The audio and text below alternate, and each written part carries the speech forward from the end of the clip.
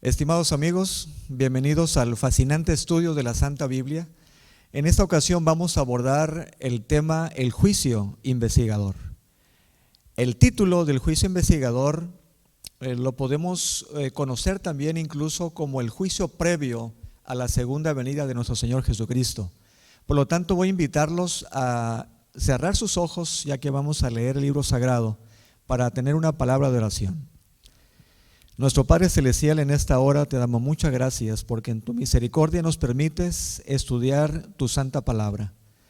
Permítenos que tu Santo Espíritu, quien inspiró al profeta Daniel y a todos los escritores del Antiguo y Nuevo Testamento de tu santa palabra, pueda inspirarnos en esta hora para comprender el maravilloso tema del juicio.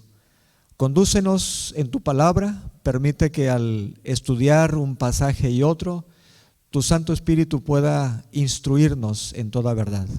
Lo solicitamos en el nombre santo de Cristo Jesús. Amén. Muy bien, como acabo de mencionar, el título del juicio investigador es lo que conocemos como el juicio previo antes de la segunda venida de Cristo. Y este juicio y esta profecía del juicio investigador se basa principalmente en un pasaje y en su contexto inmediato de Daniel, incluso con el libro de Apocalipsis. En el libro de Daniel capítulo 8 versículo 14, aquí encontramos esta cita bíblica interesante donde al profeta Daniel se le señala, y él dijo: hasta 2300 tardes y mañanas, luego el santuario será purificado. Este es el principio de cuando hablamos acerca del juicio investigador. Sin embargo, en esta hora quisiera que revisáramos el contexto de este pasaje, a lo que le hemos llamado la interpretación profética del libro de Daniel, ya que este pasaje está dentro de una cadena profética y una secuencia histórica, particularmente en el libro de Daniel, muy interesante que hoy vamos a resaltar. Es muy importante que mencione que en el capítulo 2 el rey Nabucodonosor sueña una imagen impresionante. Aquí podríamos ver esta imagen que seguramente algo más o menos así pudo haber soñado el rey Nabucodonosor. En el año 603 a.C.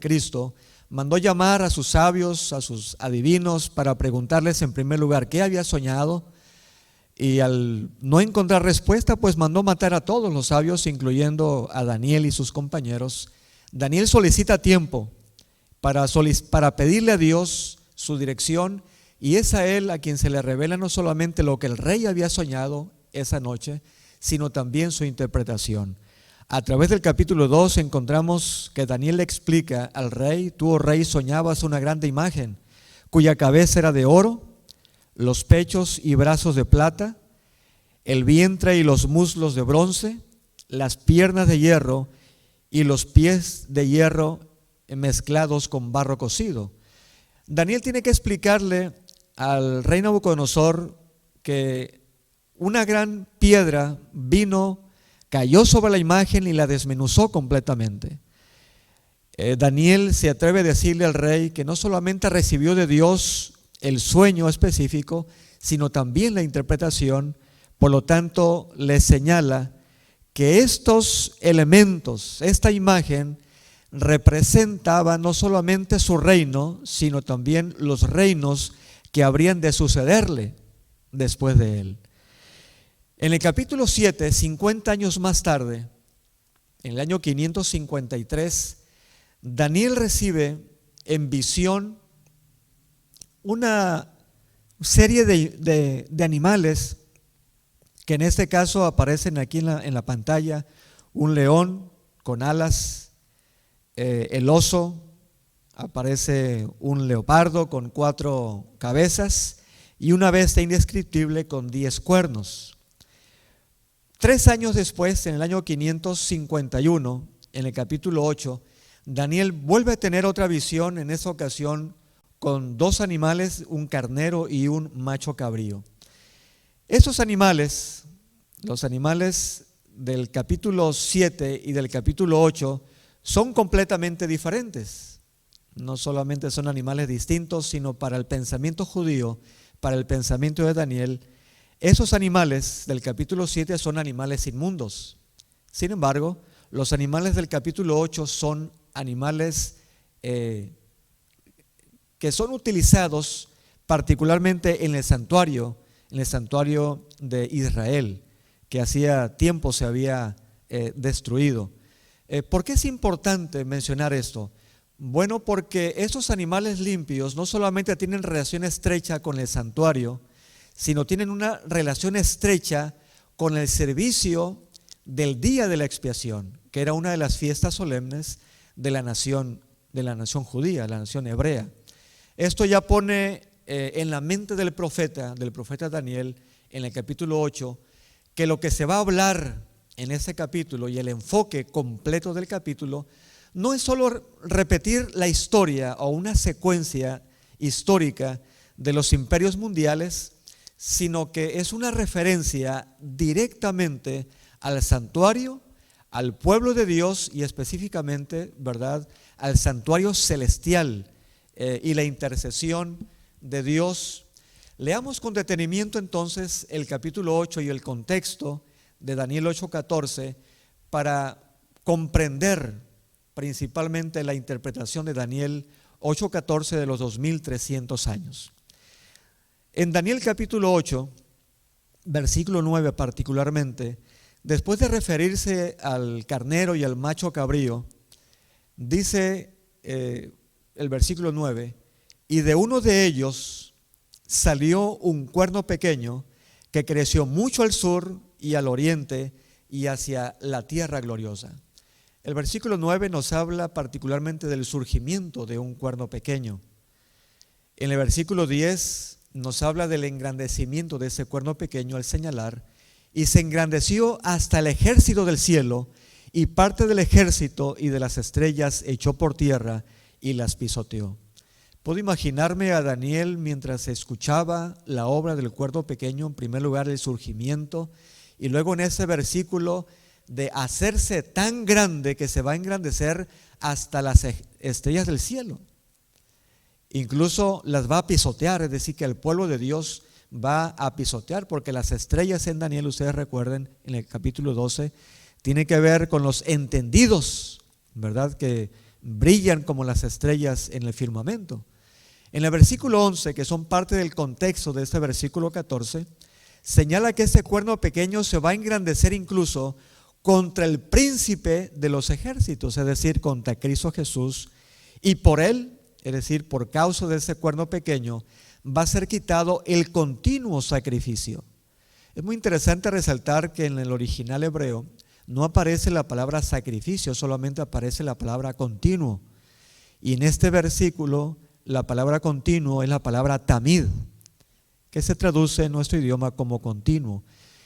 Y la palabra continuo tiene que ver con todo el servicio del santuario, los holocaustos, las fiestas, todo lo que tiene que ver con el santuario, con los sacrificios, significa la palabra tamid o continuo. Por lo tanto, una obra fundamental del cuerno pequeño sería, ¿verdad?, quitar el continuo del santuario. Incluso el lugar de su santuario sería echado por tierra. En el versículo 12 dice que a causa de la prevaricación le fue entregado el ejército junto con el continuo sacrificio, y echó por tierra la verdad, e hizo cuanto quiso y prosperó. Prevaricar es enseñar doctrinas falsas. Por lo tanto, este cuerno pequeño lamentablemente haría una obra maligna enseñando doctrinas falsas. El ejército sería entregado, el continuo sería echado por tierra, la verdad, y haría, ¿verdad?, hizo cuanto quiso y además iba a prosperar.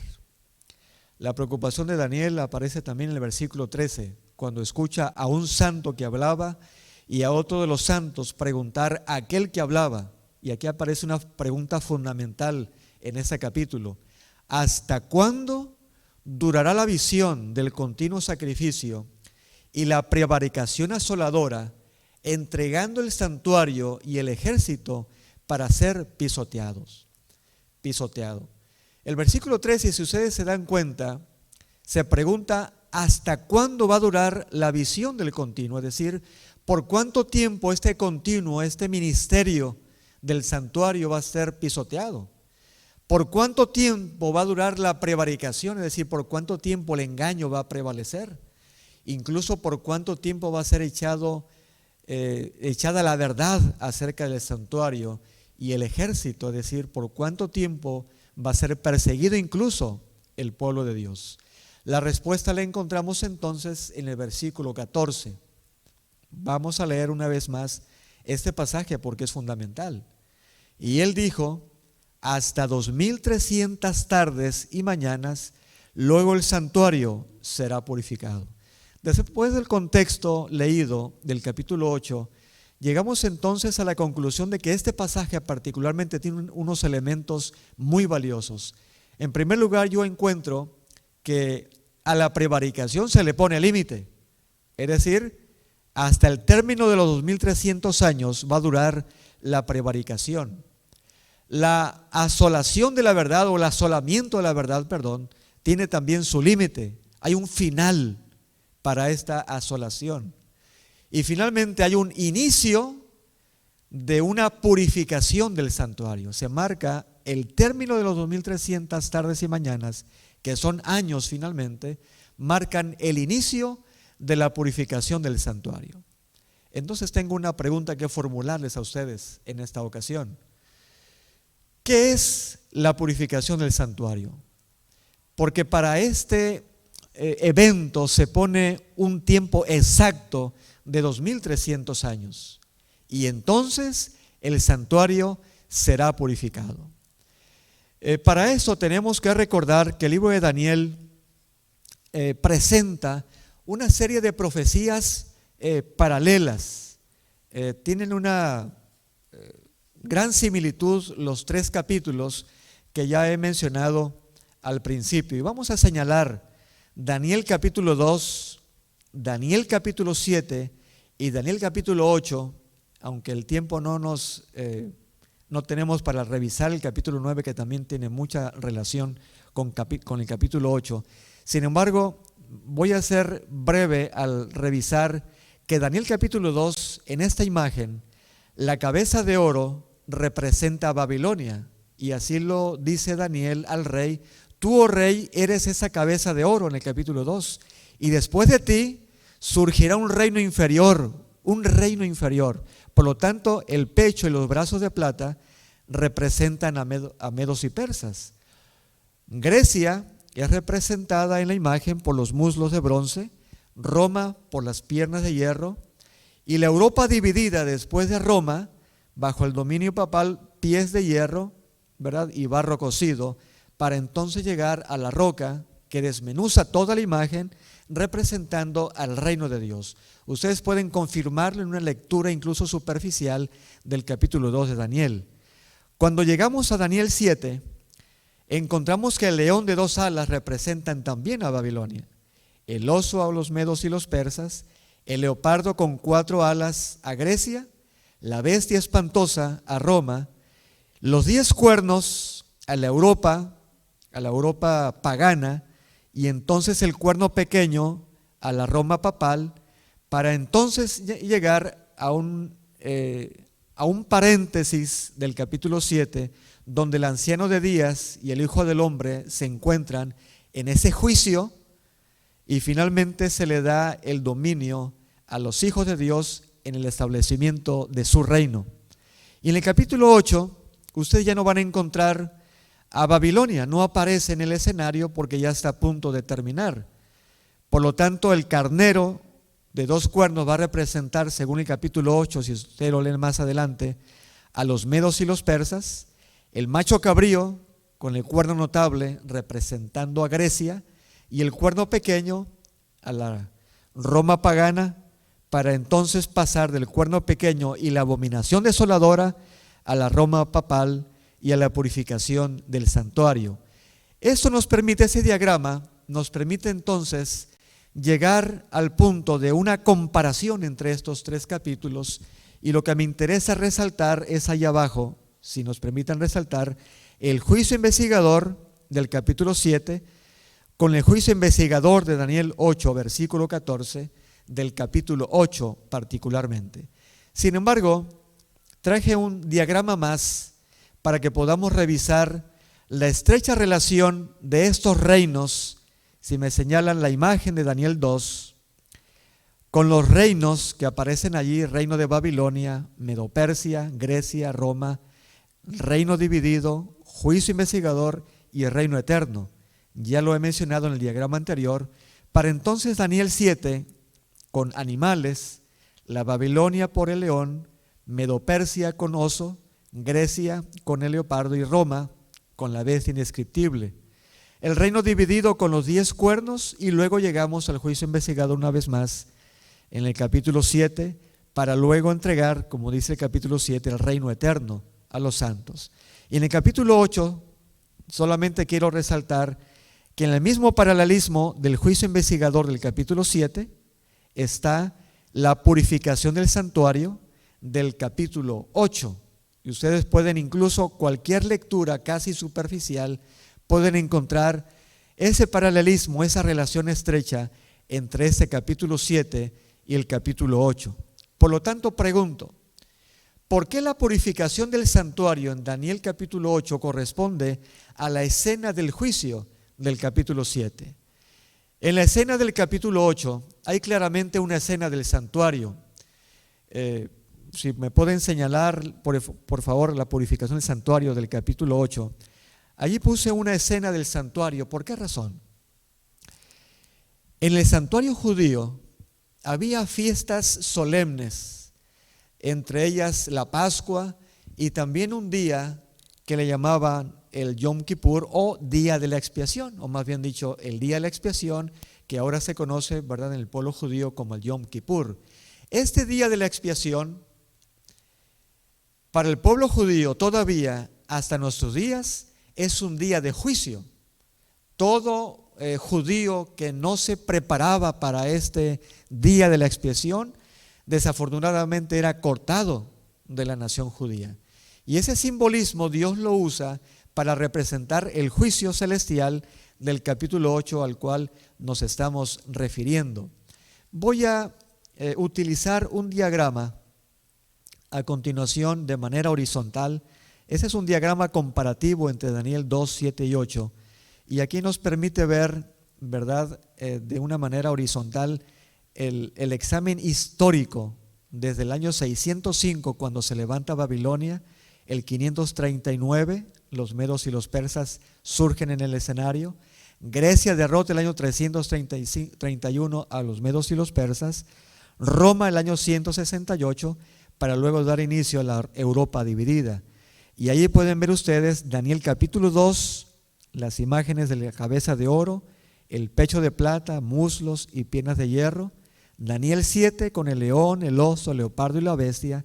Y Daniel 8 con el carnero, el macho cabrío y el cuerno pequeño. Para entonces llegar a la comparación horizontal de los 10 cuernos, el cuerno pequeño, el juicio y finalmente la purificación del santuario. Entonces, en este punto es importante resaltar el hecho que para entender el juicio investigador previo, el juicio previo a la segunda venida de Cristo, en primer lugar he presentado delante de ustedes una secuencia histórica, es decir, una evidencia histórica de Babilonia, Medo-Persia, Grecia, Roma pagana, Roma papal, luego el juicio investigador y finalmente la segunda venida. A esto le podemos llamar una base bíblica sólida, histórica, historicista acerca del juicio investigador que al principio mencioné, Daniel 8:14. Sin embargo, en segundo lugar, quiero resaltar que también tenemos una base bíblica en el simbolismo o tipología del santuario. Hace un momento señalé que una de las fiestas solemnes de la nación judía es el día de la expiación. Y si ustedes van a la palabra de Dios, a Levítico capítulo 16, Levítico capítulo 16, ya en algunas Biblias este capítulo se llama el día de la expiación. Y después de explicar lo que ocurría durante el día de la expiación, cómo el sumo sacerdote debía oficiar para toda la nación judía, cómo se ofrecían holocaustos en favor de la nación judía, porque ustedes deben saber que en el capítulo 16 a Moisés se le enseña que todos los días los sacerdotes entraban al lugar santo del santuario terrenal, el santuario del desierto, pero una vez en el año el sumo sacerdote se vestía con vestiduras reales, vestiduras sacerdotales, el sumo sacerdote, y entraba velo adentro al lugar santísimo para oficiar en favor de la nación judía. Y después de explicar lo que ocurría en el santuario, el versículo 15 de Levítico 16 señala: después degollará el macho cabrío en expiación por el pecado del pueblo, y llevará la sangre detrás del velo adentro, y hará de la sangre como hizo con la sangre del becerro, y la esparcirá sobre el propiciatorio y delante del propiciatorio. Aquí hay algunos elementos muy importantes que resaltar. El sumo sacerdote degollaba el macho cabrío, y luego dice en expiación por el pecado de todo el pueblo. Encontramos la similitud con Daniel 8:14, con la purificación del santuario.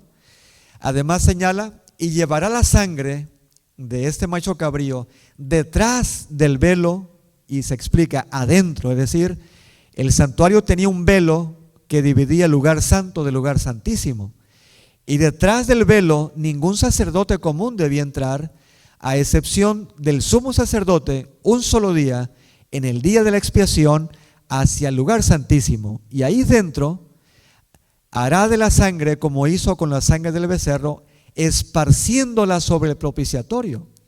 Si leemos en la palabra de Dios, el propiciatorio es la cubierta del arca donde los querubines, ¿verdad?, protegían tres elementos dentro del arca, y uno de ellos era la santa ley, la ley de Dios. Por lo tanto, la sangre era rociada sobre el propiciatorio, y así la nación judía recibía expiación por el pecado. Escuchen lo que dice el versículo siguiente, el versículo 16. De esta manera, así como degolló el macho cabrío, esparció la sangre, velo adentro, así purificará el santuario. Es decir, había un día de purificación, había un día de expiación que hacía purificación completa del santuario, a causa de las impurezas de los hijos de Israel, de sus rebeliones y de todos sus pecados. De la misma manera hará también al tabernáculo de reunión, el cual reside entre ellos en medio de sus impurezas. Noten entonces, día de expiación es purificación del santuario, y la profecía de Daniel 8:14 tiene que ver con la purificación del santuario celestial. Por lo tanto, ¿de dónde enseñamos como iglesia adventista del séptimo día que Cristo inició en 1844 la obra del juicio investigador, pasando del lugar santo al lugar santísimo? Precisamente de la lectura y la base bíblica de Daniel 8:14, y de una base bíblica del contexto del libro de Daniel, y también de la tipología o simbolismo del santuario. Por lo tanto, así como el sumo sacerdote entraba detrás del velo con la sangre del macho cabrío el día de expiación para purificar el santuario, como lo señala Levítico, y eso correspondía al juicio de Daniel capítulo 7, de igual manera, estimados amigos, al final de los 2300 años, Cristo iba a entrar al lugar santísimo del santuario celestial, llevando detrás del velo su mediación para limpiar a su pueblo antes de la segunda venida. Esto es muy importante resaltar, porque a veces hablamos del juicio de la segunda venida de Cristo. Sin embargo, el juicio de la segunda venida de Cristo ya es un juicio ejecutivo. Es decir, Cristo ya viene a recompensar en base al juicio previo que comenzó en 1844 y va a concluir tiempo antes de la segunda venida de Cristo. Y ella va a ser bíblica también para esto. Es necesario este juicio previo, porque cuando Cristo ya viene, ya trae su galardón, ya trae su recompensa. Vamos a leer, por ejemplo, Apocalipsis, capítulo 22, versículo 11. Cuando el juicio investigador haya concluido en el santuario celestial, Cristo va a pronunciar estas palabras: el que es injusto, sea injusto todavía, y el que es inmundo, sea inmundo todavía, y el que es justo, practique la justicia todavía, y el que es santo, santifíquese todavía. Es muy interesante resaltar que después del versículo 11 de Apocalipsis 22 aparece esta declaración del versículo del Señor cuando señala: he aquí, yo vengo pronto y mi galardón conmigo. ¿Para qué? Para recompensar a cada uno según sea su obra. Es decir, cuando Cristo concluya el juicio investigador en el santuario celestial, estará listo para traer el galardón a la tierra y recompensar a cada uno, es decir, a todos los fieles de todas las edades en su segunda venida, traer la recompensa a cada uno según sea su obra. Que Dios bendiga su santa palabra, estimados amigos. Que Dios nos bendiga al comprender la base bíblica del juicio previo a la segunda venida, al cual llamamos el juicio investigador, porque se revisan los nombres de los libros del santuario en el cielo, en revista de todos los que alguna vez profesamos ser hijos de Dios, para entonces recibir finalmente el galardón y la recompensa en la segunda venida de Cristo. Que Dios bendiga su palabra y te pueda bendecir a ti para comprender completamente acerca del juicio investigador y toda la maravillosa verdad de la Santa Biblia. Que Dios sea con ustedes.